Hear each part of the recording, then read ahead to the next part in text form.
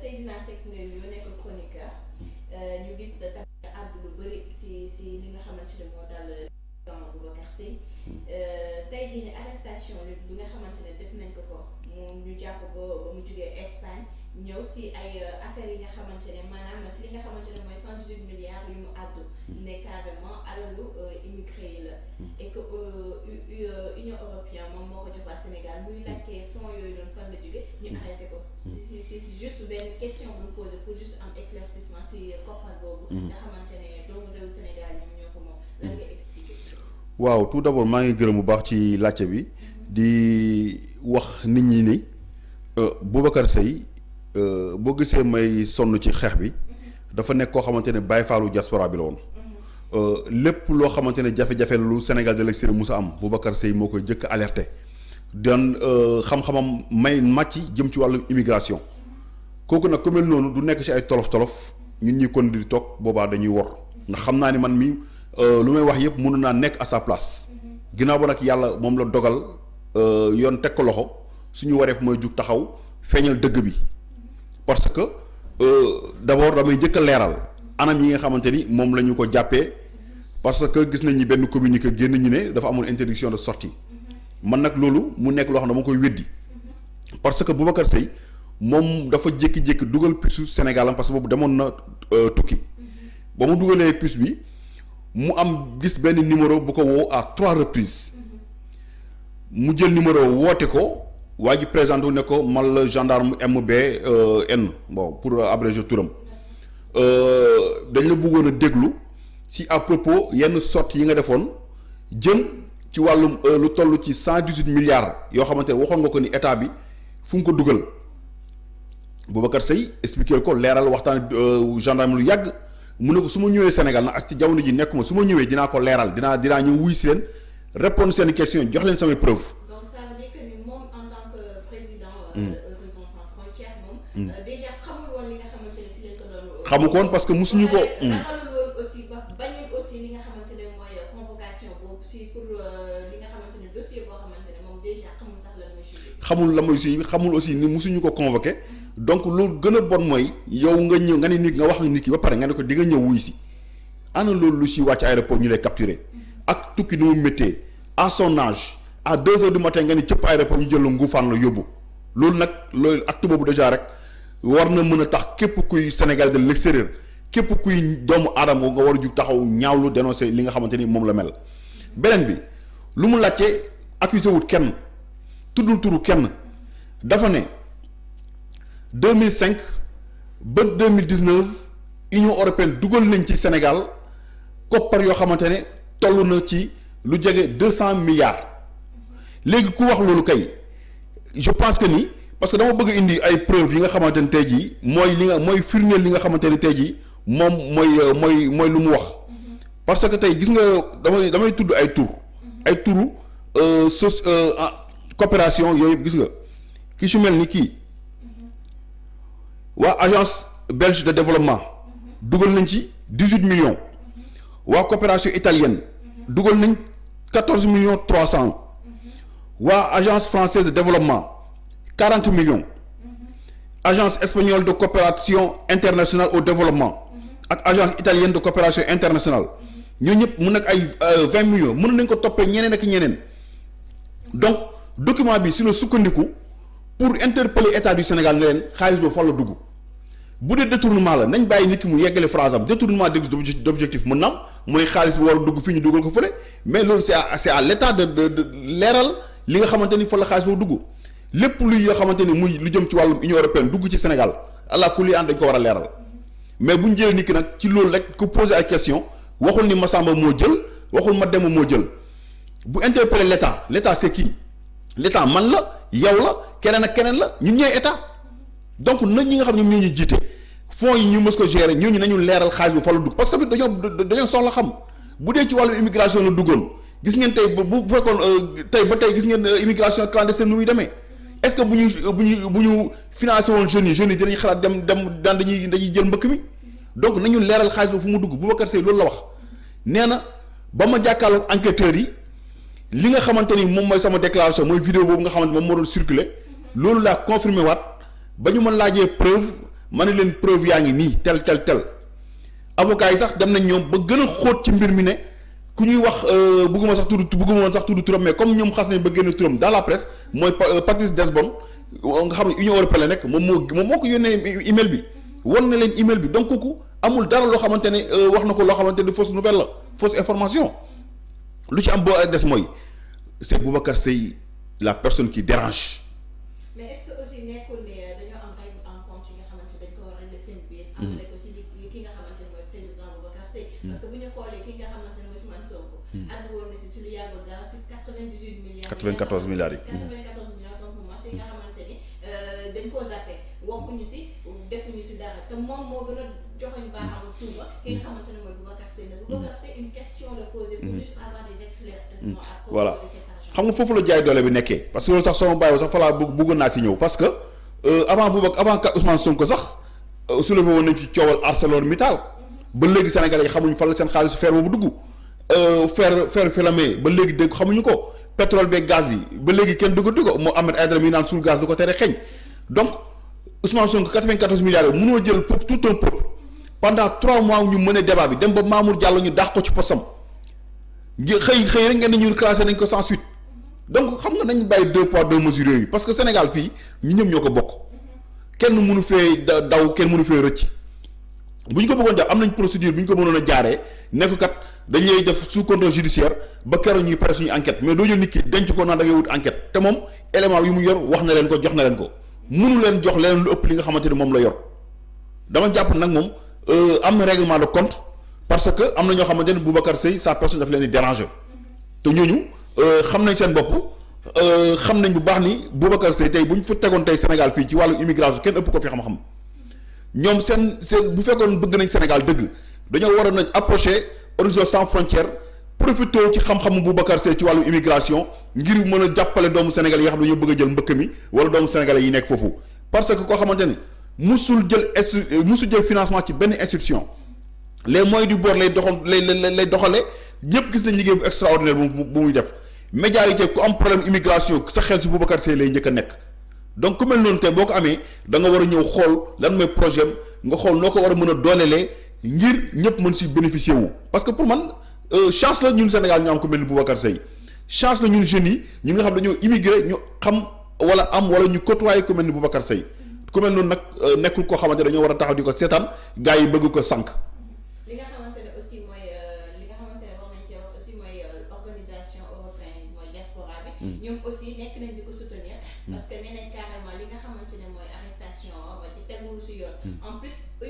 Union européenne bi nga xamante ne moom moo tax lu ñu mel yëpp am parce que si information yi jot da ciy baax ba tey nga ñëw leeral ñu si loolu information yi jot dañ ne dafa nekkoon si benn séminaire bi nga xamante ne ñoom ñëpp fa nekkoon par la suite si le représentant Union européen expliqué di wax ay waxu fonds yu ñuy distribuer mu ne mu posé question représentante bi ne ko est-ce que tey jii nii le pourquoi Sénégal jotul fonds yi nii mu ne ko bien sûr jot na si la ko joxee ay preuves léegi nag preuve yooyu noonu si la sukkandiku déjà pour expliquer carrément li ñu mel ba pare di poser ay questions pour laajte koppar boobu noonu fan la dugg parce que ñi nga xamante ne ñoom ñoo ko moom mooy les immigrés jotuñu si. yow daanaka sax leeral nga lépp tontu nga lépp xam nga loolu nga wax rencontre boobu Café d'Europe lañ ko defee woon mu doon dajale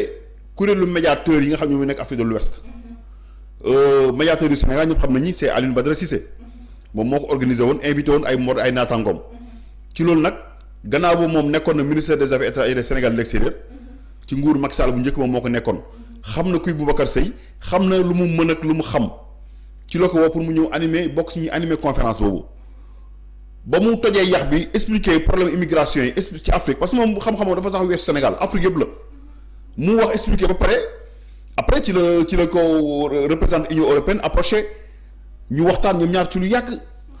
ci la ko yónnee document bi nga xamante ne moo permettre Boubacar Seye di avancer si yi nga xamante ne yu muy wax avec précision donc ku mel noonu te bu amee preuve yu mel noonu ñoom ñu xam nañ xel ni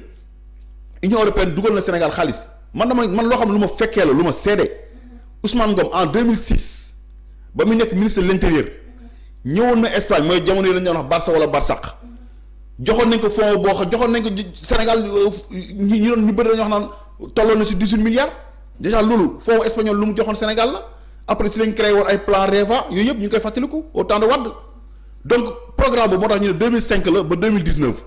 loolu la ñu xayma ci lu ñu dugal ci xaalis donc nekkul ne gouvernement Macky Sall kese la concerné gouvernement Wade aussi c'est ñoom aussi impliqué nañu leen dedans donc nañu leeral comme état c'est une continuité ñoom ñi nga xam ne ñoom la yàlla dogal tey ñu yore suñuy jumtuwaay ñoom ñoo war a leeral répondre question bi nga xamante ne moom la notre cher Boubacar Seye posé yomb na wax na leeralal nga weddi mais jarul nga siy tëj doomu aadama kaso ngir yàlla war a suul moo war a nekk lu war a mujj si dund doomu aadama. d'autant plus que aussi war na leen preuve yi nga xamante voilà enquêteurs yi war na leen ko ñoom gis nañ ko bon xam nañ sax peut-être ñoom ay instructions la ñuy doxee mais man lu ma leer ba leer nu ma xamee waa section de recherche ak seen professionnalisme bu ñu ko dégloo dinañ xam ne lii jarul sax téye nit ki garde à vue bon wax dëgg yàlla tamit dama ci profiter occasion bi aussi saluer leen encore une fois parce que gis nañ ñi nga xamante ne noonu la ñu traité Boubacar Seye ba mu fay nekk vendredi ba dimanche ba lundi voilà mettre nañ ko dans de très bonnes conditions mettre nañ ko à l'aise donc loolu moom wax dëgg yàlla ku ko def tamit dañ leen ci sant di leen ci gërëm. dañoo dégg aussi si ay informations ñu ne Union européenne aussi dugal na ci loxoom que ni moom tamit mu ngi laajte xaalis boobu noonu Boubacar Seye di laajte ni fan la dugg ñoom tamit ñu ngi laajte ay éclaircissement pour wane est-ce que xaalis boobu ñu versé si ñi nga xamante ne ñoom lañ ko jëmale est-ce que jot nañ ko ou pas. En tout cas bu ko defee loolu la war a def bu ko deful loolu la war a def parce que vu que ni tudd nañ leen si loolu dafa dañ ko war a def parce que dama yor benn kii boo xamante ne association yi nga xamante ne dañ ne ñëw leen ko jox am na ci ay organisation yoo xamante ne tey jii gis nga su ma lay wax tey ñu si mel ni projet Union européenne gis nga voilà gis nga anamu sax dafa am ay kuréel yoo xamante ne dañ leen tuddee parce que document bi ñu ngi nii moom la Boubacar Seye yor moom la ñu ñeneen ak ñeneen yor voilà lutte contre les causes profondes de la migration irrégulière am na si ñoo xamante ay association migration légale et mobilité migration légale et mobilité migration voilà protection des migrants trafic des migrants et traite des êtres humains donc mu nekk jafe-jafe dundu doomu aadama yépp la ñuy jël daxañ ko ci dossier pour fexe ba naka la ñu war a mën a jàppale Afrique ba ay doomam des ci seen continent liggéey ndaxte nit ki de jàpp nañ ñoom fu waay nekk yaa ko war a mën a suqali ñoom loolu la ñu amoon xalaat mais peut-être dugal nañ ko ci parce que tamit mënu ma wax ni lépp kenn dugalu ko ci mais nañu leeral li nga xam moo fu dugg ak lu duggul loolu rek la laajte parce que nee na moom nañ laajte loolu ñu tontuñu ñu mën a avancer dans les perspectives. mais même bu dul moom mooy président Horizon Sans Frontières sax en tant que citoyen lambda. bu fekkente ne ab koppar dafa dugg ci biir réew mu ne kat ñii ñoo ko moom normalement le gouvernement doit expliquer wane benn visibilité bi nga xamante dina wax ay doomu réew kat lii moo la ñu am nii ak nii lañ ko fas yéenee def ba pare ñu wan leen preuve que ni def nañ ko ndaxte kat lu mu mënti mel. comme on dit rek ñun ndaw ñi ñun ñooy fal ki nga xamante ne moo doon suñu président. bu fekkoon dañoo nekk dans un état de droit loolu lañ yoon santaane. citoyen bu nekk war ngaa war a mën a poser ay questions wala laajte fan lañ dugal xaalis bi nga xamante ni tubaab bi dugal lañ ko sama réew ngir xool xaalis boobu fu mu nekk. donc loolu gisuma ci li ñu war a mën a jël doomu aadama di ko tëj man tëj bi moo métti tëj bi mënoon naa ñàkk koo xamante ne moom moo ñëw ci coobare boppam te ba muy nekk Espagne la wax ak gendarme bi xam na ni bu ñëw war naa wuy ji nañ ko bàyyi mu ñëw wuy ji boo xool lu mu leen wax ndax convi doy leen wala doyu leen mais lu ñu def nii ak lu ñu gis nii yëfu jaay doole la te man wax dëgg yàlla bu ñu bàyyee rek gannaaw ba nag nee nañ juge d'instruction lañ koy yóbbu man gëm naa ni indépendance bi nga xam ne moo nekk si suñu justice su réew nga xamante ni boolewul dara ak politique gëm naa ni bu ñu fa yeggee dinañ jël dogal bi nga xamante ne mooy la meilleure décision muy le libérer sans condition et immédiate man loolu gëm naa ni juge bu jàkkaarloo boom Boubacar Seye won ko ay argument am won ko ay preuve am gëm naa ni boobaa bu dee suba la këram lay añee bu dee ngoon la këram lay fanaan. voilà waxum garde à vue boobu ñi naan war naa am ñi naan warta am ñu gis ci article yu bëri. ñu siy def benn citation bi nga xamante ne mooy article 139 du code